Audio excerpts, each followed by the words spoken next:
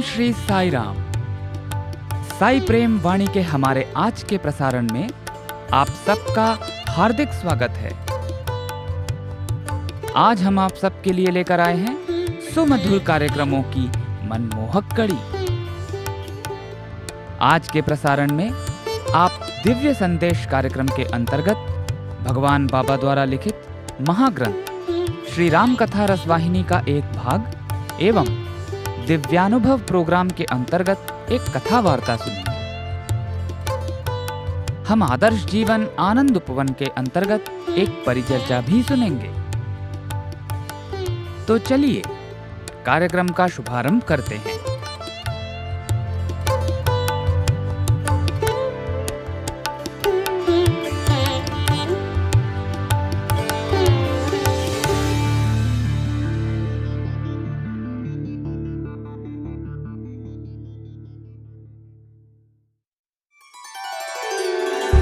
अब प्रस्तुत है हमारा आदर्श जीवन आनंद उपवन कार्यक्रम। आज इसके अंतर्गत हम दो काल्पनिक किरदारों आनंद और अशोक के बीच देह चेतना, अंतर्वाणी और प्रज्ञा विषय पर तैयार की गई परिचर्चा का पहला भाग सुनेंगे। इसकी संकल्पना एवं प्रस्तुति भगवान बाबा के विश्वविद्यालय के छात्रों एवं अध्यापकों द्वारा की गई है।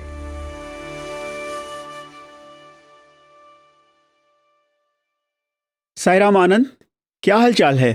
साईराम अशोक, स्वामी की दया से सब कुछ कुशल है। तुम्हारे विचार में हमारी वार्ता का विषय आज क्या होना चाहिए? आनंद, मैं सोचता हूँ कि हमें कोई गंभीर विषय चुनना चाहिए। साईराम, इतना गंभीर विषय चाहने का कोई खास कारण? अशोक आनंद, क्या तुम भूल गए?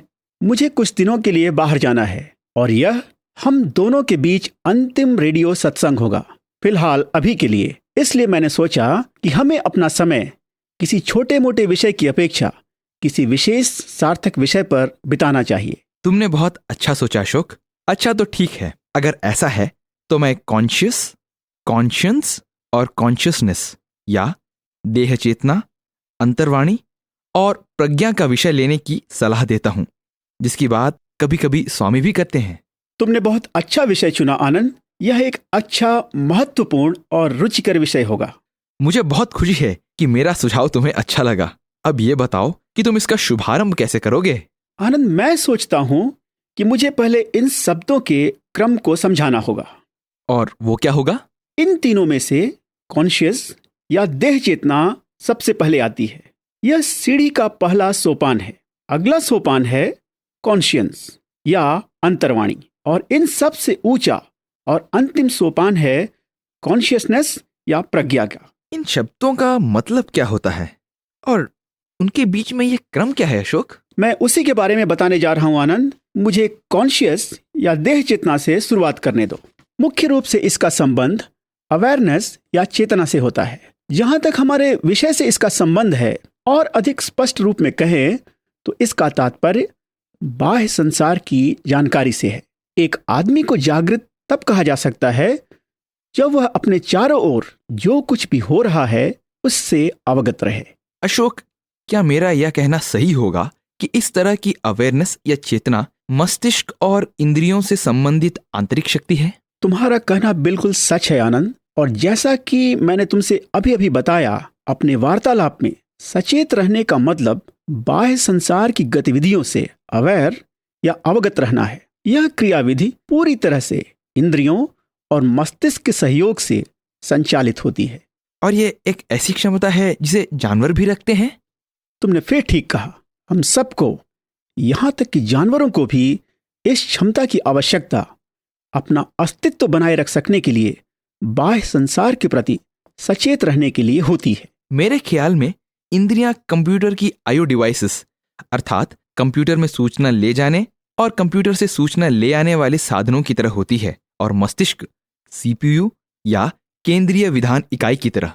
तुम्हारा कहना एकदम सही है। मेरे विचार से यह बाह्य जगत के प्रति सचेत रहने की योग्यता ही है जो जीवधारियों को आने वाली मुसीबतों के प्रति केवल सावधान ही नहीं करती बल्कि उन्हें भोजन आदि प्राप्त करने में सहायता भी करती है। सच में। और जब एक डॉक्टर ऑपरेशन करने के पहले बेहोशी की दवा सुंघाता है, उस समय यही योग्यता कुछ समय के लिए अयोग्य या असक्षम सी हो जाती है। सच में आनंद। अशोक, बाहरी संसार के प्रति सचेत रहने में तो कोई त्रुटि नहीं कि है। अब सच पूछो तो जब तक इंद्रियों का दुरुपयोग न किया जाए तब तक तो कोई त्रुटि नहीं। ऐसा लगता है कि तुम यहाँ कोई शर्त सी रख रहे हो। तुम्हारा कहना सच है आनंद। हमें याद रखना चाहिए कि यह ईश्वर है जिसने हमें यह योग्यता प्रदान की है। इसलिए बाह्य संसार की जानकारी रखने और उसके प्रति सजग रहने में तो कोई बुराई नहीं है, लेकिन वहीं हमें यह निश्चित कर लेना चाहिए कि हम अपने आप को संसार की अवांछनीय, अनिच्छित और बुरी चीजों की ओर आकर्षित न होने दें। मुझे लगता है कि बात मेरी समझ में आ रही है। अब अगर एक कदम आगे चलकर कॉन्शियंस या अंतर्वाणी, जिसका नंबर तुम्हारी सूची में इसके बाद आता है, के बारे में बात की जाए तो कैसा रहेगा? ठीक है, लेकिन ध्यान रखो, ऐसा करते हुए हम अपनी चर्चा के विषय को बहुत अधिक गंभीर बनाते जा रहे हैं। वो कैसे? वो ऐसे कि वास्तव में अब हम बाह्य संसार से आंतरिक संसार की ओर जा रहे हैं। क्या तुम इसे कुछ और स्पष्ट कर सकते हो अशोक? जरूर आनंद। अंतर्वाणी का संबंध उचित, अनुचित, अच्छे, बुरे और इसी तरह की और भी चीजों के बीच निर्णय लेने से होता है। यह आध्यात्मिक विवेचन और नैतिकता संबंधी निर्णय को भी अपने में समेटे रहती है। ये चीजें केवल मनुष्य पर लागू होती हैं, जानवरों पर नहीं। इस तरह से वे ऐसी योग्यता प्राप्त कर लेते हैं जिसकी पहुंच बाह्य संसार की चेतना मात्र से बहुत ऊंची होती है। अब यह बात थोड़ी थोड़ी मेरी समझ में आ रही है, लेकिन क्या तुम इसे और भी स्पष्ट रूप में समझा पाओगे अशोक? ठीक है आनंद, तो मैं इसे ऐसे कहता हूं। अब क्या तुम मानते हो कि जब तुम इस बात को लेकर वाद विवाद करते हो कि तुम जो करना चाहते हो वह सही है या गलत, उस समय तुम अपने आप से ही प्रश्न कर रहे होते हो? हाँ, मैं ये मानता हूं। ठीक है, अब जब तुम अपने आप से एक प्रश्न करते हो तो तुम वास्तव में किसे संबोधित कर रहे होते हो? यह प्रश्न किससे किया जा रहा होता है? मैं समझता हूं कि मैं वह प्रश्न अपने ही अंदर विराजमान एक उस सत्ता से कर रहा होता हूं जो विवेचन विश्लेषण करके एक उत्तर दे सकती है। सही है। लोग इस तरह के प्रश्न हर समय करते रहते हैं। उदाहरण के लिए, घर खरीदने के लिए इच्छुक लोग इस तरह के प्रश्न करते ही रहते हैं कि वे इस घर को खरीदें या दूसरे घर को। ये सच बात है। इस तरह के प्रश्नों और सही गलत से संबंधित प्रश्नों में क्या कोई अंतर है? है, एक अर्थ में अंतर है। अगर तुम इसे समझा सको तो अच्छा रहेगा। ठीक है, यहां एक उदाहरण देता हूं। एक बिजनेसमैन या उद्योगपति अपने उद्योग या बिजनेस से संबंधित किसी काम से बेंगलोर से दिल्ली फ्लाइट से जाना चाहता है। इसके लिए वह या तो एक दिन पहले शाम की फ्लाइट से या फिर जिस दिन उसे दिल्ली में काम है उसी दिन सुबह की फ्लाइट से जा सकता है। उसके पास दो विकल्प हैं और दोनों का अपना अलग अलग फायदा और नुकसान है। वह इस पर विचार करके निर्णय लेता है। इस आंतरिक तुलनात्मक विश्लेषण में केवल उसका मस्तिष्क भाग लेता है, क्योंकि वास्तव में इसका संबंध किसी गूढ़ आध्यात्मिक प्रश्न से नहीं है। मैं वो समझता हूं, लेकिन अंतर्वाणी अपनी भूमिका कहाँ निभाती है? अंतर्वाणी की आवश्यकता तब होती है आनंद, जब किसी प्रश्न को लेकर सही या गलत का निर्णय लेना होता है। और यहां विश्लेषण मस्तिष्क के पहुंच से बाहर हो जाता है क्या? सच में। मुझे इसका एक उदाहरण दोगे? ठीक है, मान लो कि एक डॉक्टर है जिसने अपने परिवार के साथ फिल्म देखने जाने के लिए टिकट बुक करवा ली है। अब वह जाने ही वाला था कि अचानक एक इमरजेंसी केस आ जाता है। अब बेचारा डॉक्टर एक साथ दो प्रकार के विकल्पों का शिकार हो जाता है। एक ओर वह तनिक विश्राम करते हुए अपने परिवार के साथ कुछ समय बिताना चाहता था, जिसके लिए अपने परिवार के साथ कहीं बाहर जा सकने की योजना वह कई दिनों से बना रहा था। और आज वह जाने ही वाला था कि अचानक यह घटना सामने आ गई। उसके मस्तिष्क का एक भाग उसे घटनाग्रस्त की सहायता की ओर खींचता है, जबकि दूसरा परिवार की ओर। ऐसी स्थिति में डॉक्टर के लिए निर्णय लेना तो बड़ा कठिन काम होगा ना? सच में। और हम ये नहीं समझते कि कितनी बार आम लोग ऐसी विषम परिस्थितियों में फंस जाते हैं। सच में अशोक, मेरे विचार में डॉक्टर अब इस प्रश्न को अपने अंतर्मन की ओर भेजता होगा। हाँ, लेकिन उसे ऐसे प्रश्न करते समय बहुत अधिक सावधान रहना चाहिए, क्योंकि यह प्रश्न हार्ट या हृदय से किया जाना चाहिए, हेड या मस्तिष्क से नहीं। एक मिनट अशोक, जब तुम हृदय कहते हो तो क्या तुम्हारा तात्पर्य अंतर्वाणी से होता है? आनंद, तुमने एकदम सही सोचा। मैं अंतर्वाणी, भगवान और हृदय शब्द का प्रयोग परस्पर एक दूसरे के लिए करता हूं। अशोक, मैं कुछ कंफ्यूज सा हो रहा हूं। हाँ, मैं जानता हूं कि अपने आप से प्रश्न करने जैसी कोई चीज है, लेकिन जब तुम कहते हो कि हार्ट से पूछना चाहिए, मस्तिष्क से नहीं, तो तुम्हारा ऐसा कहने का मतलब क्या होता है? मैं तुम्हारे कंफ्यूजन को समझता हूं आनंद। जब मैं हेड शब्द का प्रयोग करता हूं तो मेरा तात्पर्य मस्तिष्क से, और जब मैं हार्ट शब्द का प्रयोग करता हूं तो मेरा तात्पर्य आध्यात्मिक हृदय से होता है, शरीर में रक्त पहुंचाने वाले स्थूल हृदय से नहीं। देखो भाई, मैं तो केवल इतना जानता हूं कि मुझे एक प्रश्न करना है। मैं नहीं जानता कि अंदर अंतर्वाणी आदि का निवास कहाँ होता है। मैं कैसे जानूं कि जब मुझे एक उत्तर मिलता है तो यह अंतर्वाणी ही होती है जो प्रश्न का उत्तर दे रही होती है? तुमने अच्छा प्रश्न किया है आनंद, और यही वह बिंदु है जहां जिसे मैं हेड और हार्ट कहकर संबोधित कर रहा हूं उनके मध्य का अंतर सामने आता है। मैं समझता हूं कि जब तुम हेड शब्द का प्रयोग करते हो तो तुम्हारा तात्पर्य मस्तिष्क से होता है, और जब हार्ट या हृदय कहते हो तो वहां पर तुम्हारा तात्पर्य अंतर्वाणी से होता है। सच आनंद, ऐसा ही होता है। अगर तुम्हें उत्तर मिलता है और इस उत्तर में स्वार्थ और सप्रयोजन की गंध आ रही होती है, तो तुम निश्चित रूप से कह सकते हो कि यह उत्तर मस्तिष्क से आ रहा है। तुम ऐसा कैसे कह सकते हो अशोक? अरे यार, ये तो बड़ी साधारण सी चीज है। मन की प्रवृत्ति अधिकांशतः बाह्य संसार की ओर देखने की होती है। आध्यात्मिक अर्थ में इसका दृष्टिकोण देह चेतना के अधीन रहता है। यह स्वार्थ भावना से आवरित होकर सब ठीक है, सबको जीना है और सबको अपनी रक्षा करनी है, और ऐसी ही बहुत सी दूसरी बातें करता है। और हृदय या बुद्धि, इसे जिस नाम से भी पुकारो, कि पुकार किसी भी तरह की स्वार्थ और विचार पूर्ण भावना से मुक्त रहती है। सच में अंतर्वाणी जो भी मार्ग दिखलाती है वह केवल स्वार्थ भावना की मलिनता से ही मुक्त नहीं होता, बल्कि प्रेम और दया पर आधारित भी होता है। अशोक, इस बात को लेकर तो एक प्रश्न उठता है। दया और प्रेम भगवान के गुण हैं, तो क्या इसका तात्पर्य यह हुआ कि अंतर्वाणी भगवान की ही वाणी है? सच में मैं समझता हूं कि मैं यह पहले ही कह चुका हूं कि अंतर्वाणी भगवान की ही वाणी है। माफ करना, इन चीजों को समझ सकने में थोड़ा समय लगता है। क्या अंतर्वाणी केवल मनुष्य मात्र के लिए ही होकर कोई अनोखी सी चीज होती है, या जानवरों के पास भी होती है? तुमने अच्छा प्रश्न किया आनंद। अंतर्वाणी मनुष्य मात्र के लिए अनोखी अद्वितीय चीज है, इसके बारे में तो प्रश्न ही नहीं उठता। सच पूछो तो इसीलिए स्वामी भी प्रायः कहते हैं, जंतु नाम नर जन्म दुर्लभम। और उन श्रोताओं के हित के लिए जो संस्कृत नहीं जानते, इस वाक्य का अर्थ यह है कि मानव जन्म दुर्लभ और अनमोल है। सच में आनंद, इसके लिए तुम्हें बहुत बहुत धन्यवाद। अशोक, मनुष्य को अंतर्वाणी प्रदान करके ईश्वर ने उसकी सहायता क्यों की है? क्या इसका कोई विशेष कारण है? हाँ, सचमुच है। इसका एक बहुत महत्वपूर्ण और अच्छा कारण है। अब तुम देखो, भगवान मनुष्य को यह जनाना चाहता है कि एक ईश्वर है। मनुष्य ईश्वर से ही आया है, और मनुष्य को पृथ्वी पर अपने निवास का सदुपयोग ईश्वर तक वापस पहुंच सकने के लिए करना चाहिए। और अंतर्वाणी भगवान तक वापस पहुंचने के लिए की जाने वाली यात्रा में सहायता के लिए दी गई है। और वो कैसे? सीधी सी बात है, अंतर्वाणी सही काम करने में मनुष्य का पथ प्रदर्शन करती है। यह कंपास या दिशा सूचक यंत्र है जो धर्म की ओर अग्रसर होने में मनुष्य की सहायता करता है। अगर मानव हमेशा धर्म के रास्ते पर ही चलता रहे तो उसे पृथ्वी पर अपने निवास का समय पूरा करने के उपरांत भगवान के घर पहुंचने में कहीं कोई बाधा नहीं होगी। अशोक, तुम कहते हो कि जानवरों के पास अंतर्वाणी नहीं होती।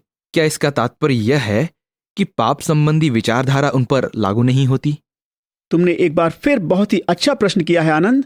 हाँ, जानवरों के क्रियाकलापों से पाप का कोई संबंध नहीं होता। अगर ऐसा है तो जब एक चीता किसी हिरण को मारता है तो क्या यह पाप कर्म नहीं होता?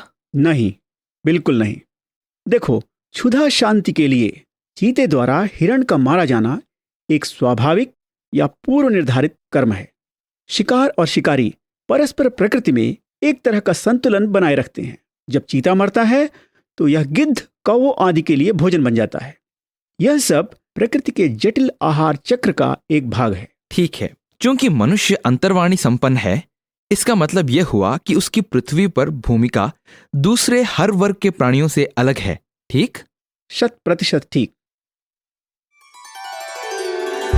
अभी आप सुन रहे थे हमारा कार्यक्रम आदर्श जीवन आनंदपूर्ण।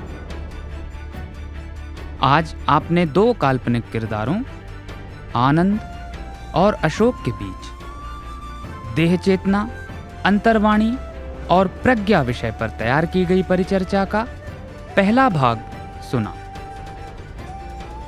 इसकी संकल्पना एवं प्रस्तुति भगवान बाबा के विश्वविद्यालय के छात्रों एवं अध्यापकों द्वारा की गई थी।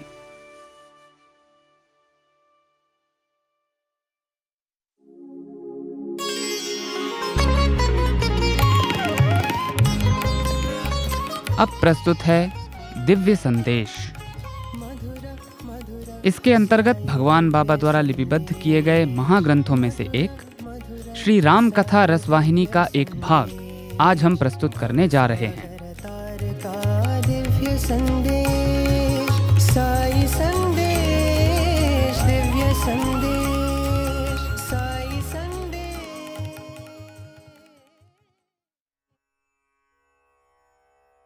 माँ अत्यधिक क्रोधाभिभूत थी। वह राम की पीठ पर हाथ रखकर जोर जोर से रोने लगी। उनकी दशा को देखकर राम भी अपने उद्गारों को वश में ना कर सके। उन्होंने मां के चरण पकड़कर कहा, मां सुनिए, मेरा वचन परम सत्य है। वन में मुझे कोई कठिनाई नहीं होगी। मैं यह 14 वर्ष अपार हर्ष और आनंद पूर्वक बिताऊंगा। फिर वापस आकर इन चरणों में पुनः शीश नवाऊंगा। आपको मुझसे जो आशाएं हैं उन्हें मैं पूर्ण करूंगा। मां, यह तो पिता दशरथ का आदेश है। उनके इस आदेश का पालन केवल मुझे ही नहीं करना है, वरन आपको, लक्ष्मण को, मां सुमित्रा को तथा भरत को भी करना है। यही सनातन धर्म है। मां, मेरी एक और विनती है जिसके लिए मुझे आप क्षमा करें। मेरा राज्याभिषेक करने के लिए आप सबने जो प्रबंध किए हैं, अब उनका प्रयोग उसी उत्साह और आनंद सहित भरत के राज्याभिषेक के लिए करें। पिताजी ने मुझे वन प्रदेश सौंपा है। यह सर्वोत्तम है। यह तो सर्वोच्च धर्म के अनुरूप है कि सभी लोग अपना दायित्व निभाएं। अपने कर्तव्य को कठिन कहकर उसकी उपेक्षा करना पुत्र के लिए उचित नहीं है। मां, आप राम और भरत में कोई अंतर ना समझें। आपको तो दोनों को ही आशीर्वाद देना है कि वह सौंपे गए अपने कर्तव्यों को सफलतापूर्वक निभाएं। कौशल्या ने राम के इन वचनों को सुना। वह अपने दुख को सहन करने में असमर्थ थी। वह मानसिक पीड़ा से कराह रही थी। वह बोली, हे मेरे पुत्र, पिता ने तुम्हारा पालन पोषण कर बड़ा किया और तुम्हें बड़ा और बलवान देखकर बहुत प्रसन्न थे। इसलिए उनका आदर और उनकी आज्ञा का पालन करना चाहिए। क्या मैं आदरणीय नहीं हूं? क्या मेरी आज्ञा का पालन तुम्हें नहीं करना चाहिए? पुनः यह ध्यान दो, पत्नी अपने पति की अर्धांगिनी होती है। पति अपनी पत्नी का दाहिना भाग होता है। इसलिए क्या मैं दशरथ की अर्धांगिनी नहीं हूं? जब तुम कहते हो कि यह दशरथ का आदेश है, तो यह केवल उनके आधे भाग का आदेश है। यह उनके पूर्ण रूप की आज्ञा नहीं है। यह आदेश तभी प्रामाणिक होगा जब दूसरा अर्धभाग अर्थात मैं भी सहमत हूं। यदि ऐसा नहीं होता तो तुम्हें इसे प्रामाणिक आदेश नहीं मानना चाहिए। तुम्हें धर्म के विभिन्न पहलुओं में धर्म का अर्थ और महत्व ज्ञात है। इसलिए तुम्हें यह मालूम ही होगा, माता की स्वीकृति या सहमति के बिना कोई आदेश नहीं दिया जा सकता तथा इसके बिना उसे धर्म का नाम नहीं दिया जा सकता। पिता की आज्ञा से भी अधिक मां के आदेश का पालन करना चाहिए। यह अधिक महत्वपूर्ण कर्तव्य है, क्योंकि मां ने ही बचपन में तुम्हारा पालन पोषण किया था, न कि पिता ने। यदि मां 9 महीने तक बच्चे को गर्भ में धारण ना करती तो जन्म कैसे होता?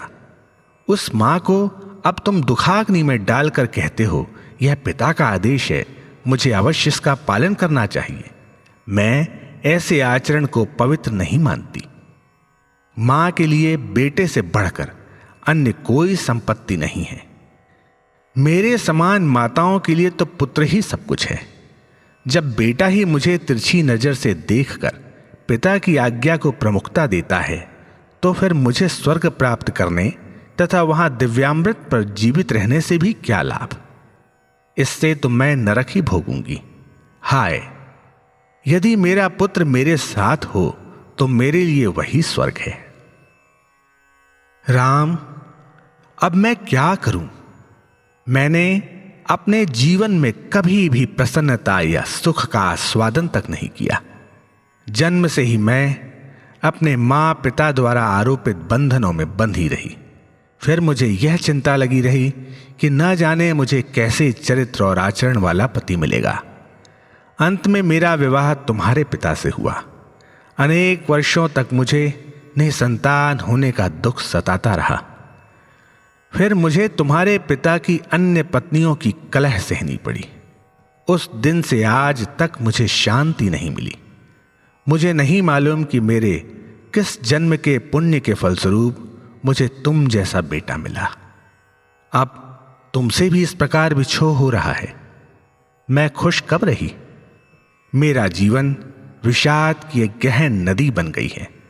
मैं इसमें तैरने में असमर्थ हूं, संघर्ष नहीं कर सकती। मैं तो इससे निकलने की आशा छोड़कर अब इसमें डूब रही हूं।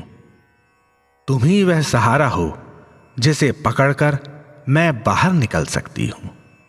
यदि तुम भी मुझे सहारा नहीं दोगे तो राम, मेरा क्या होगा? यदि मैं यहां नहीं रहूंगी तो तुम्हारे पिता को मेरी अनुपस्थिति नहीं खटकेगी। वह तो कैकेयी के साथ ही आनंदित हैं। उन्हें अन्य किसी की आवश्यकता नहीं है।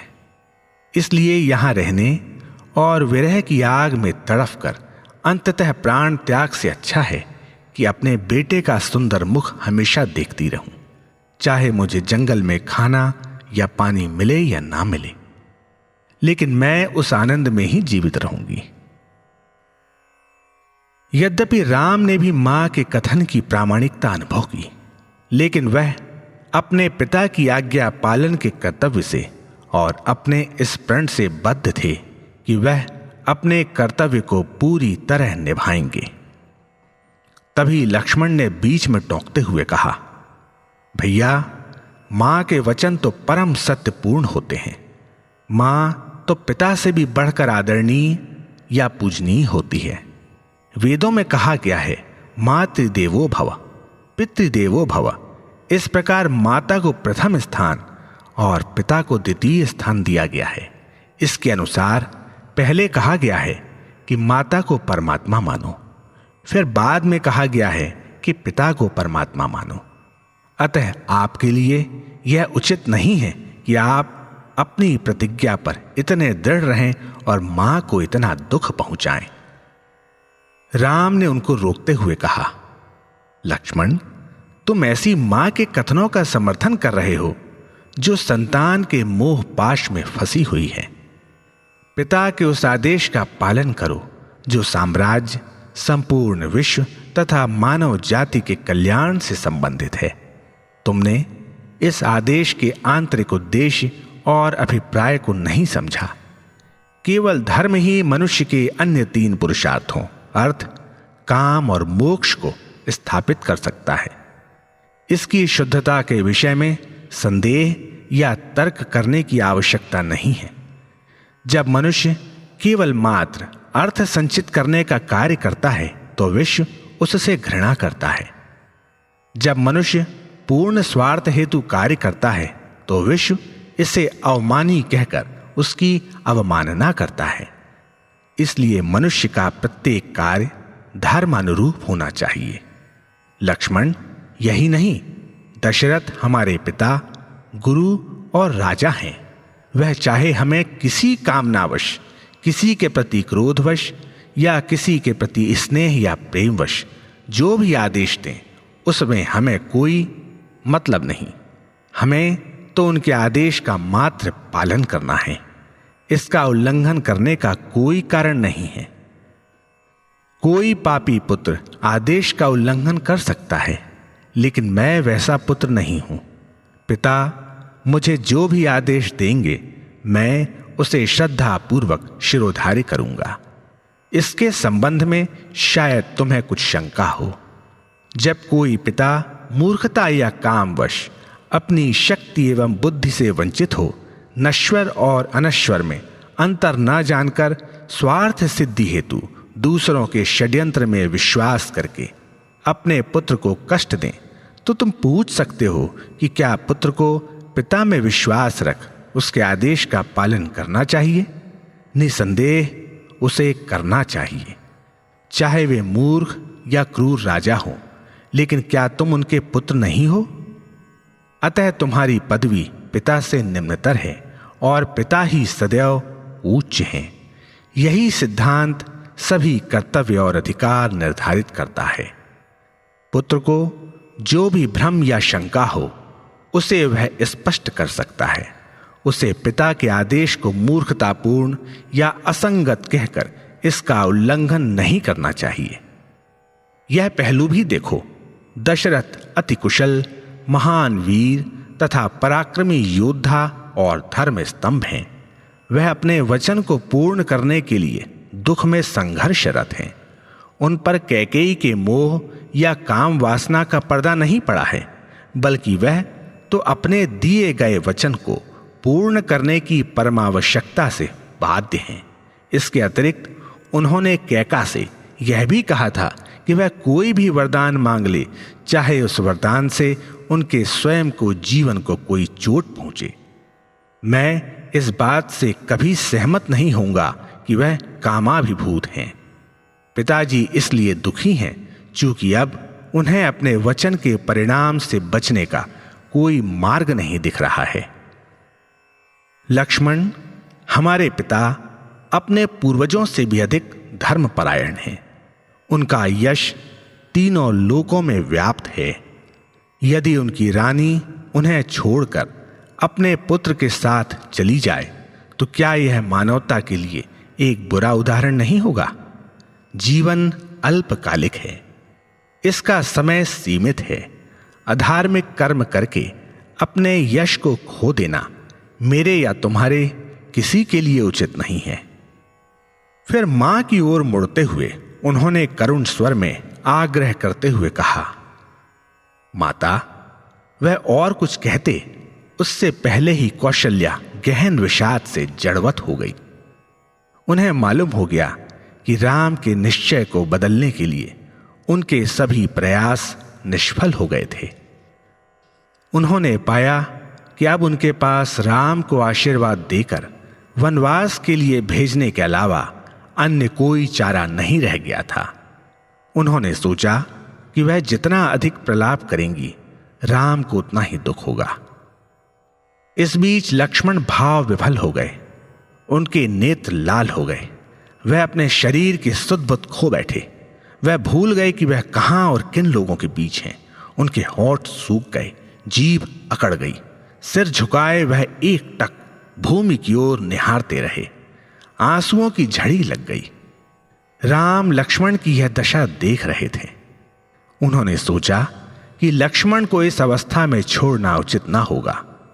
राम के मन में यह बात भी आई कि यदि उन्हें अकेला छोड़ दिया गया तो वह अपना कुछ अहित ना कर ले या दूसरों को कोई क्षति ना पहुंचाए।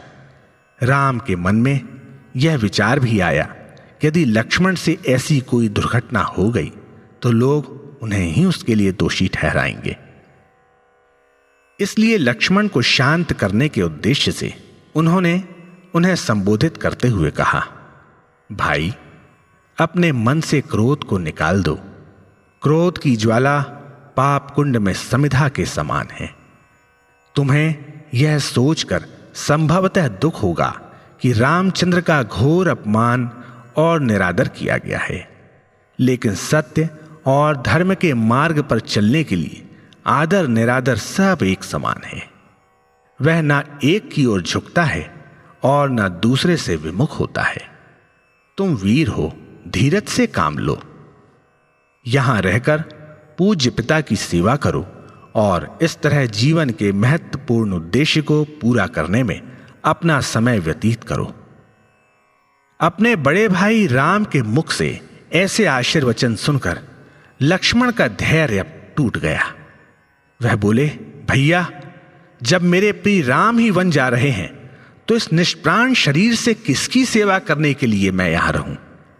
राम को छोड़कर किसी और की सेवा करने की मेरी कोई कामना नहीं है।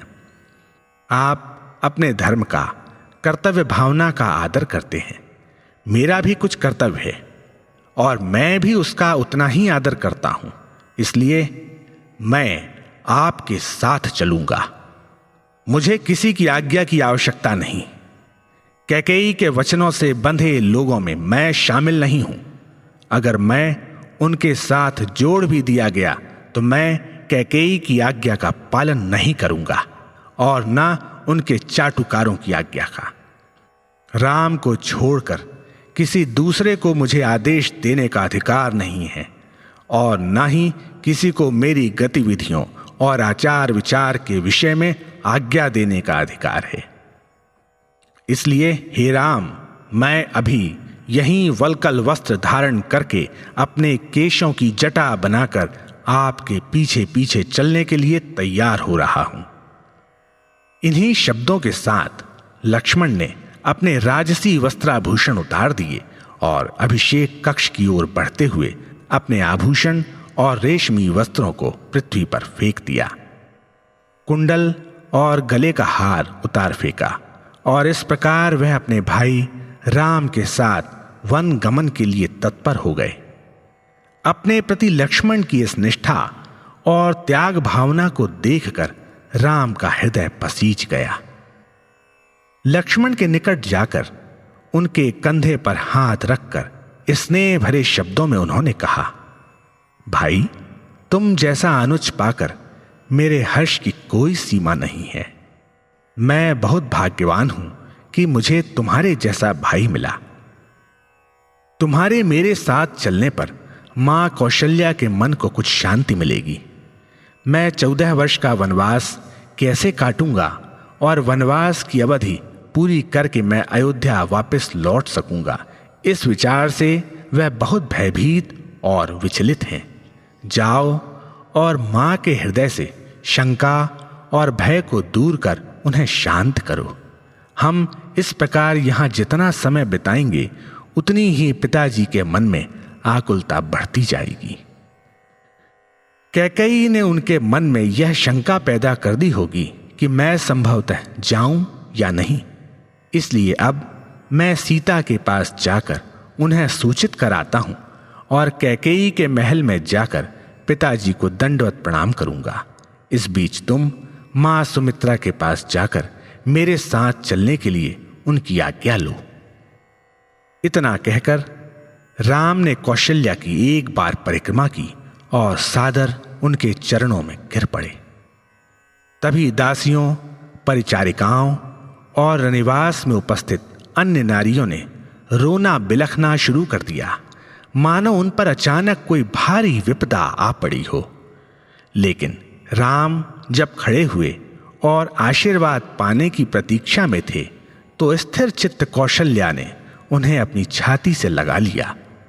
उनके सिर पर हाथ फेरते हुए और कंधा थपथपाते हुए वे बोली, मेरे बेटे राम, तुम धर्म के सच्चे अनुयायी हो, तुम वीर हो। वनवास में तुम्हारे घबराने का कोई काम नहीं। तुमने वनवास करने का निर्णय कर लिया है और इस निर्णय से तुम्हें विचलित करना अब मेरे लिए असंभव है। इसलिए तुम सुखी रहो। अपने पिता की इच्छा पूरी करने का आदर्श और अपने पिता की आज्ञा का पालन करके उऋण होने की तुम्हारी अभिलाषा पूरी हो। मेरी चिंता मत करना। मैं केवल यही चाहती हूं कि तुम सकुशल अयोध्या लौटो। जिस दिन तुम लौटोगे मेरे लिए वही असीम प्रसन्नता का दिन होगा। राम, विधाता की गति सचमुच कोई नहीं जानता। उसके लिखे को सर्वशक्तिमान भी नहीं बदल सकता। जिस धर्म के लिए तुम अब हमें छोड़कर जा रहे हो, वही धर्म वनवास में तुम्हारी रक्षा और मार्गदर्शन करेगा।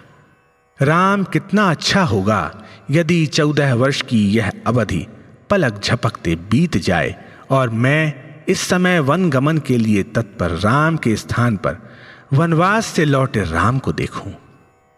आह बेटा, मेरे इस पागलपन को क्षमा कर देना। मैं तुम्हें क्या आशीर्वाद दूं मेरे बेटे? क्या मैं यह कहूं कि ये 14 वर्ष 14 दिन के समान नहीं, 14 पल के समान बीते? तुम सकुशल लौटो और राज सिंहासन पर बैठो। हे रघुकुल रत्न, मेरे प्यारे बेटे, वनवास के वर्षों में धर्म का पुण्य प्रताप तुम्हारी रक्षा करेगा, क्योंकि उसी की जय के लिए तुम वन जा रहे हो। वही सबसे अधिक शक्तिमान और तुम्हारा संरक्षक है। इन 14 वर्षों में मैं यहां देवी देवताओं की उपासना करूंगी कि वे तुम्हारी रक्षा करें और तुम्हारा किसी प्रकार का अहित न होने दें। तुमने अपने माता पिता और गुरु की जो सेवा की है, उसके फलस्वरूप तुम्हें दीर्घ जीवन, स्वास्थ्य और सुख मिलेगा। सत्य में तुम्हारी आस्था से तुम्हारा साहस कभी नहीं टूटेगा। नदी, पर्वत, झाड़ियां, कीट पतंग, पशु और पक्षी, ये सब तुम्हारा साथ देंगे, तुम्हारी आवश्यकताओं को पूरा करेंगे और तुम्हें प्रसन्न रखेंगे। सूर्य, चंद्र और अन्य ग्रह उपग्रह हर विपत्ति से तुम्हारी रक्षा करेंगे। क्रूर और जघन्य कार्य करने पर उतारू जंगल के भयंकर राक्षस भी तुम्हारी ओर प्रेम से आकर्षित होंगे, क्योंकि तुम्हारा हृदय शांत और परम स्नेही है। इसी कारण तुम्हें अपना स्वामी मानकर तुम्हारे चरणों में वे समर्पण कर देंगे। इस प्रकार राम को आशीर्वाद देकर कौशल्या ने अपने अपार दुख को अंदर पी लिया। उनके मुख पर उस समय असीम धैर्य, संतोष और आनंद छलकने लगा। उन्होंने राम के ललाट को चूमकर उन्हें अपने हृदय से लगा लिया। उस समय राम पर स्नेह सुधा बरसाते हुए उन्होंने उसे इस प्रकार विदा किया। राम, प्रसन्नतापूर्वक जाओ और सकुशल वापस आओ।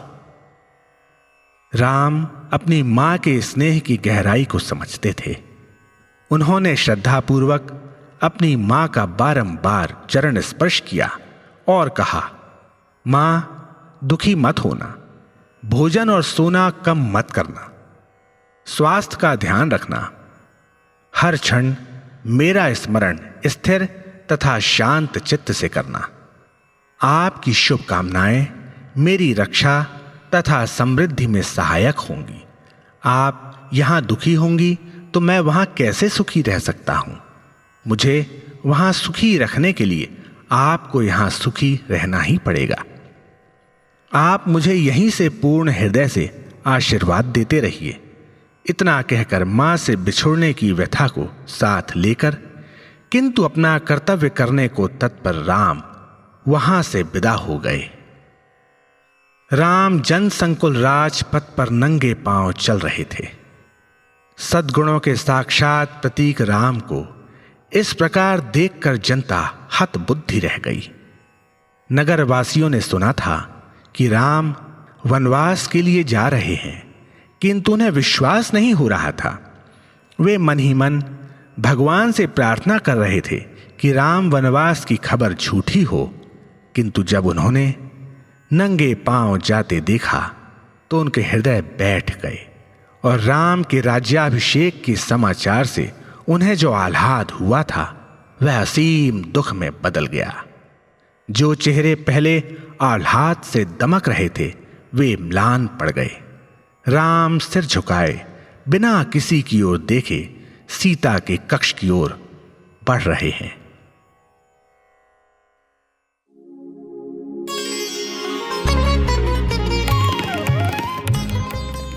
अभी आप सुन रहे थे दिव्य संदेश। आज आपने भगवान बाबा द्वारा लिपिबद्ध किए गए महाग्रंथों में से एक श्री राम कथा रसवाहिनी का एक भाग सुना। भवसागर तार का दिव्य संदेश, साई संदेश, दिव्य संदेश, साई संदेश।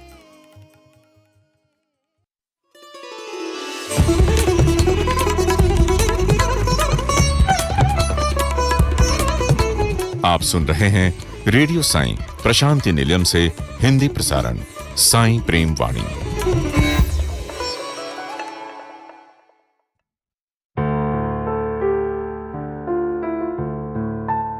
अब प्रस्तुत है हमारा प्रोग्राम दिव्यानुभव। आज इसके अंतर्गत हम श्री ऋतुराज जी महाराज द्वारा भगवान के समक्ष सन 2010 के मार्च महीने में प्रस्तुत किए गए श्रीमद् भागवत सप्ताह का एक भाग सुनेंगे।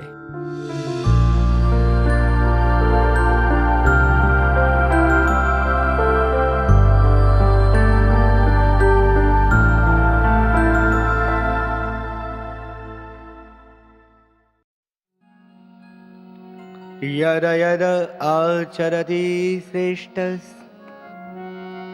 तत्तद्देवे करो जना, स यत् प्रमाणं कुरुते लोकस्तदनुवर्तते। जो लोग समाज का नेतृत्व करते हैं, जो लोग समाज के मार्गदर्शक हैं, जो लोग समाज को मार्ग दिखा रहे हैं, सबसे पहले भगवान उनकी चिकित्सा करते हैं। यदि समाज के मार्गदर्शक भ्रमित हो जाएंगे, यदि समाज का नेतृत्व करने वाले लोग भ्रमित हो जाएंगे, तो पीछे के लोग भी मार्ग भटक जाएंगे। आपने देखा है कभी भेड़ देखी? भेड़ का जो झुंड होता है ना, राजस्थान में भेड़ें बहुत पाई जाती हैं। तो होता क्या है, जो भेड़ चराने वाला रहता है वो 10,000 भेड़ें, 5,000 भेड़ें, और भेड़ों में एक गुण होता है कि एक भेड़ के पीछे सारी भेड़ चलती है। अब 10,000 भेड़ों को एक आदमी चराता है, कैसे पता है आपको? वो सबसे आगे वाली भेड़ को चराता है, पीछे वाली को नहीं चराता। सबसे आगे वाली भेड़ को चराता है, उसे रास्ता बताता है, और उसके पीछे पीछे सारी भेड़ें चढ़ती हैं। वह क्या करता है? जो भेड़ का चरवाहा रहता है, आगे वाली जो भेड़ है सिर्फ उसे मार्ग दिखाता है, और उसके पीछे सारी भेड़ें चलती हैं। इसी प्रकार भगवान सबसे पहले चिकित्सा करते हैं समाज के मार्गदर्शकों की, समाज के नेतृत्वकर्ताओं की, समाज के सजग प्रहरियों की, जिनको भगवान ने समाज का नियंत्रण जिनके हाथ में दिया है। यदि ऐसे लोग ठीक मार्ग पर चलेंगे, यदि ऐसे लोग अच्छे मार्ग पर चलेंगे, तो यद यद आचरति श्रेष्ठस्, समाज में श्रेष्ठ लोगों का, समाज में आगे वाले लोगों का जैसा आचरण होगा, भगवान कहते हैं पीछे वाले लोगों का भी आचरण वैसा ही रहेगा। अब माँ कहती है मेरा बेटा मुझे प्रणाम नहीं करता, मेरी बहू मेरा सम्मान नहीं करती, लेकिन जब वो खुद बहू थी तो उसने अपनी सास का कितना सम्मान किया। पिता कहता है मेरा पुत्र मेरा सम्मान नहीं करता, लेकिन उस पिता ने अपने पिता का सम्मान जितना किया होगा, बच्चे देख रहे हैं ना, आप जितना अपने पिताजी को सम्मान देंगे, आपके बच्चे भी उतना ही आपको सम्मान देंगे। और यदि आप ही अपने माता पिता का अपमान करेंगे, तो आपके बच्चे भी आपका कभी सम्मान नहीं करेंगे। ये धार्मिक सत्य भी है और मनोवैज्ञानिक सत्य भी है। तो भगवान ने विचार किया कि नारद की चिकित्सा अत्यंत अनिवार्य है, और नारद की चिकित्सा कैसे की जाए। मत्ते बकुंभदलने भुविशन्ति सूरा, मत्ते बकुंभदलने भुविशन्ति सूरा, केचिद प्रचंड मृगराज वधेपि दक्ष कंदर्प दर्प दलने विरला मनुष्य। शास्त्र कहता है मैं ऐसे बहुत सारे लोगों को जानता हूं जो हाथी को जीत सकते हैं। मैं ऐसे बहुत सारे लोगों को जानता हूं जो अपनी दोनों भुजाओं से सिंह के मुंह को भी फाड़ देते हैं। लेकिन मैं ऐसे आदमी को नहीं जानता जिसने अपनी 10 इंद्रियां और मन पर विजय प्राप्त की हो। मन पर विजय प्राप्त करना अत्यंत दुष्कर कार्य है। दबाओगे तो विस्फोट हो जाएगा और मन के अनुसार चलोगे तो नाश हो जाएगा। इसलिए मन को दबाया नहीं जा सकता। एक लोग कहते हैं ना, मन को मार दो। मन कभी मरता ही नहीं। विज्ञान का सिद्धांत है कोई चीज नहीं मरती, हर चीज अपने ढंग से बदलती है। ये माइक कभी समाप्त नहीं हो सकता। और ये विज्ञान ने तो आज यह सिद्धांत कहा है, लेकिन भगवान श्री कृष्ण हजारों हजारों साल पहले इस सिद्धांत का प्रतिपादन भगवान श्री कृष्ण ने किया है। क्या कहते हैं भगवान? नासतो विद्यते भावो न भावो विद्यते सदा उभयोरपि द्रष्टो तस्व नयोस् तत्वदर्शभि। जो है वो है, जो नहीं है वो नहीं है। ना सतो विद्यते भावो न भावो विद्यते सता। जो नहीं है वो नहीं है। उभयोरपि दृष्टोऽन्तस् नयोस् तत्वदर्शिभि। इसलिए विज्ञ पुरुष, तत्वदर्शी महापुरुष जो है उसका सब में दर्शन करते हैं। और कौन है? सह ब्रह्मा, वही ब्रह्मा है, वही ईश्वर है। ईश्वर की व्युत्पत्ति क्या है? सर्व ऐश्वर्य स्वामी सह ईश्वरा।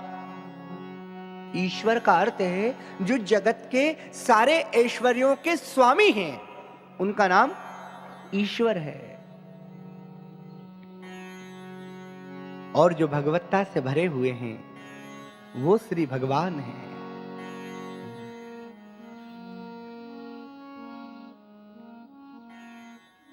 तो नारद जी की चिकित्सा के लिए भगवान ने वो सुंदर नगर बनाया। नारद जी को पता चला कि नगर के राजा की राजकुमारी का स्वयंवर होने वाला है, तो कहा चलो राजकुमारी की जन्म कुंडली देख लेंगे, कुछ आशीर्वाद देकर भोजन प्रसादी लेकर वापस आ जाएंगे। गए राजकुमारी की जन्म कुंडली देखने, लेकिन जन्म कुंडली पहले राजा से मुलाकात हुई। राजा ने कहा आइए महाराज, प्रणाम, स्वागत है आपका। हे महाराज, मेरी बेटी का स्वयंवर होने वाला है, यदि आपका अनुग्रह हो, आपका आशीर्वाद हो तो कृपया उसका हाथ देख दें और उसकी जन्म कुंडली देख दें। आपसे निवेदन किया था, काहे डरे तू मूढ़ मना, कौन सो कौन बिगाड़ करे जग तेरो। राहु केतु और बुध शनि सब चाकर है नित दिनमति फेरो। साईं नाथ दयाल है साथ तो भय तज त्याग भगत हित हेरो। क्यों डर रहे हो? न राहु भयभीत करेगा, न केतु भयभीत करेगा, न शनि भयभीत करेगा। जब स्वयं भगवान बाबा साथ में हैं तो भय का प्रश्न ही क्या है। जब स्वयं साईनाथ साथ में है तो राहु भी आपको प्रणाम करेगा, शनि भी आपको प्रणाम करेगा और केतु भी आपको प्रणाम करेगा। तो जन्म कुंडली और राजकुमारी दोनों सामने आई। नारद जी ने जन्म कुंडली तो नहीं देखी और राजकुमारी को देखा। राजकुमारी को देखा तो मन में विचार आया कि मैं ऐसे ही भ्रमण जीवन भर करता रहूंगा क्या? वीणा लेकर कब तक कीर्तन करता रहूंगा? भगवान ने तो अनेक ब्याह रचाए हैं और देखो अपना ब्याह ही नहीं होने दिया। इसलिए अब मैं भी ब्याह करूंगा, गृहस्थी बसाऊंगा और घर में रहकर भजन करूंगा, क्योंकि नात्मान मम समृद्ध्य, नात्मान मम समृद्ध्य आमृत्यो चिय मन विच्छेन नैनाम प्राप्य दुर्लभात यस्मात् परयोप्य आश्रमिणो दानेन अन्नेन चान्वहम् गृहस्थे नैव धार्यन्ते तस्मात् ज्येष्ठाश्रमग्रही। सर्वेषामपि चैतेषां वेदस्मृति विधानतः गृहस्थ धार्यते सर्वा तस्मात् ज्येष्ठाश्रमग्रही।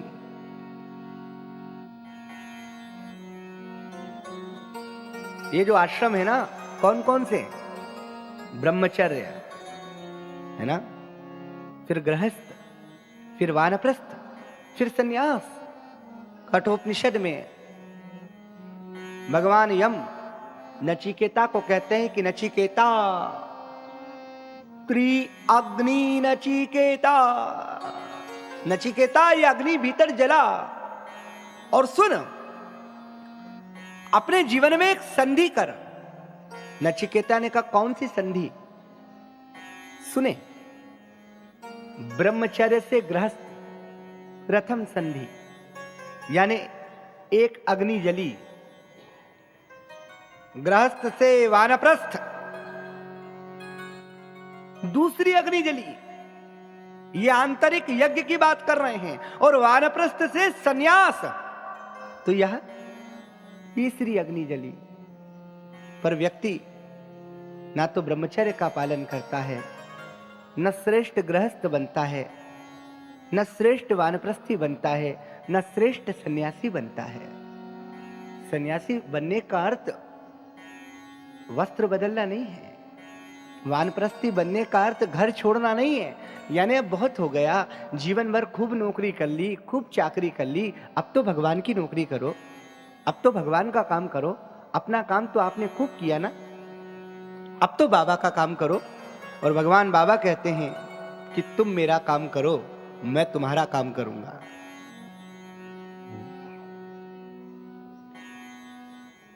आदमी जन्म लेता है और वैसे ही चले जाता है। तो नारद जी विचार कर रहे हैं कि भाई अगर मैं भी गृहस्थ हो जाऊं तो क्या दिक्कत है? जब हमारे भगवान ने इतने ब्याह कर लिए तो एक ब्याह अपना भी हो जाए, और कब तक मैं भटकता रहूंगा।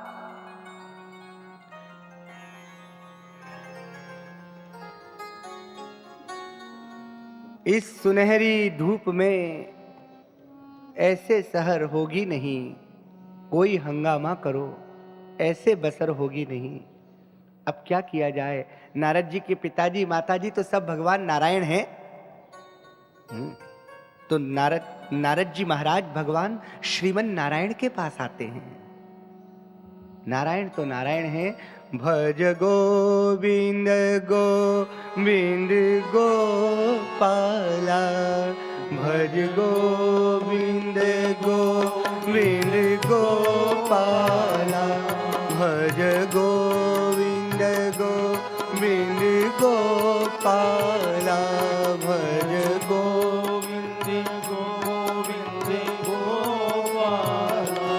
साईं मुरली मनोहर नंद लाला, साईं मुरली मनोहर नंद लाला, साईं मुरली मनोहर नंद लाला, साईं मुरली मनोहर नंद लाला। भज गोविंद गोविंद गोपाला, भज गोविंद गोविंद गोपाला, भज गोविंद गोविंद गोपाला, भज गोविंद गोविंद गोपाला।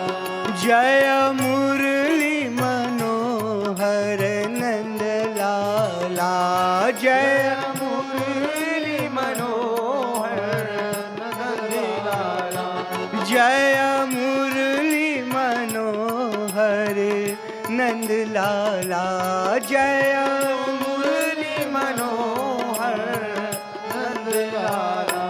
भज गोविंद गोविंद गोपाला, भज गोविंद गोविंद गोपाला। साईं गोविंद गोविंद गोपाला, साईं गोविंद गोविंद गोपाला। जय मुरली मनोहर नंद लाला, जय मुरली मनोहर नंद लाला, जय मुरली मनोहर नंद लाला, जय मुरली मनोहर नंद लाला। भज गोविंद गोविंद गोपाला, भज गोविंद गोविंद गोपाला। भज गोविंद गोविंद गोपाला, भज गोविंद गोविंद गोपाला।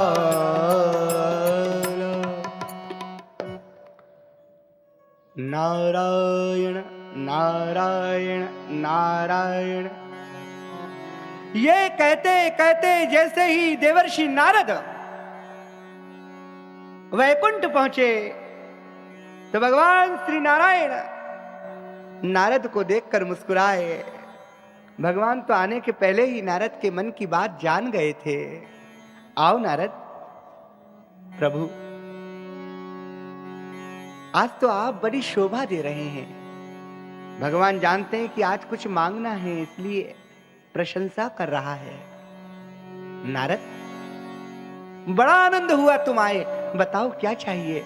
भगवान, जीवन ऐसे ही भटकते भटकते बीत रहा है, आपका नाम ले रहा हूं, लेकिन हे प्रभु, अब मन की एक इच्छा है। कहा क्या? कहा अभी आपकी वीणा आप संभालिए और मुझे गृहस्थी प्रदान करिए। भगवान ने कहा अच्छा, लाओ वीणा हमें दे दो। वीणा नारद जी ने भगवान को दे दी। देखिए भगवान का दिव्य प्रसाद। भगवान ने नारद जी को देवर्षि बनाया और संसार में देवर्षि नारद को भगवान ने कितनी लोकप्रियता दी कि देवता भी उन्हें प्रणाम करते हैं और दैत्य भी उनका सम्मान करते हैं। भगवान की वीणा नारद जी ने भगवान को वापस दे दी और भगवान ने कहा कि क्या इच्छा है? कहा महाराज, ब्याह करना चाहता हूं, विवाह की इच्छा है। अमुक नगर है, अमुक नगर में अमुक राजा हैं, अमुक राजा की अमुक राजकुमारी है, उस अमुक राजकुमारी से मैं ब्याह करना चाहता हूं। भगवान ने कहा अच्छा, जरूर। तुम मुझसे क्या चाहते हो? मैं बात करने चलूं? बोले नहीं नहीं, आपके बात की कोई आवश्यकता नहीं है, आप तो बस अपना रूप मुझे दे दीजिए। भगवान ने कहा मैं तो पूरे संसार में समाया हुआ हूं, हर रूप तो मेरा रूप है, हर आंख से मैं ही तो झांक रहा हूं, हर पुष्प से मेरी ही तो सुगंध निसृत हो रही है, हर नदी के किलकिल निनाद से मेरा ही तो नाद अभिव्यक्त हो रहा है, सागर की गहराई में मैं ही तो हूं, शशि की शीतलता में मैं ही तो हूं, सूर्य के प्रकाश में मैं ही तो हूं,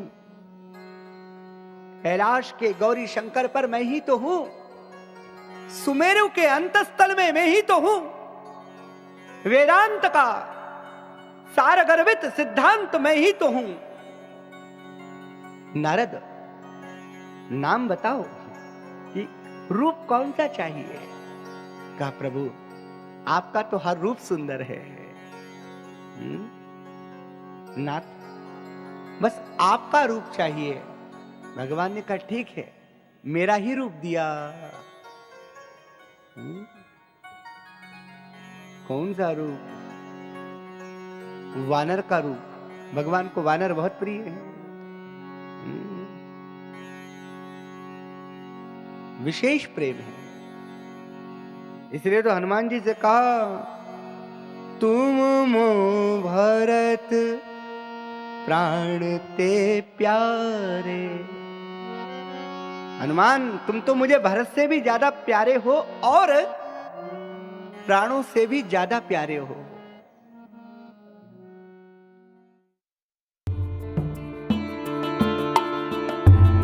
अभी आप सुन रहे थे हमारा दिव्यानुभव प्रोग्राम। आज इसके अंतर्गत आपने श्री ऋतुराज जी महाराज द्वारा भगवान के समक्ष सन 2010 के मार्च के महीने में प्रस्तुत किए गए श्रीमद् भागवत सप्ताह का एक भाग सुना।